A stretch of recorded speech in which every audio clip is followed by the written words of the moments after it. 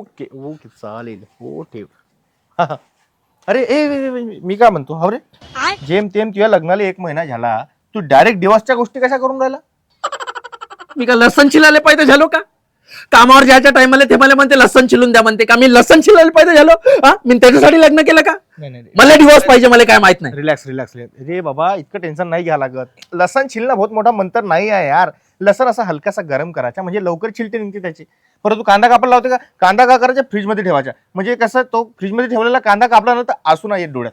बरं तू जर भांडे घासत असतील समजा इन केस तर भांडे 10 मिनिटं पाण्यात डुबवून ठेवायचे म्हणजे एकदम सोपी पद्धतीने साफ होतं लवकर साफ होतं टाइमपास नाही होत मेहनत नाही लागत. इतकं सोपं आहे यार काय टेन्शन घ्यायला लागते. हा?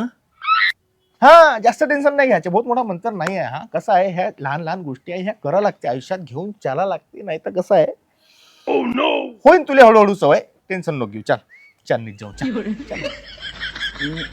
लसण असं थोडं गरम करून घ्या. हलकासा असा गरम करायचा काय टेन्शन. Bye, gun.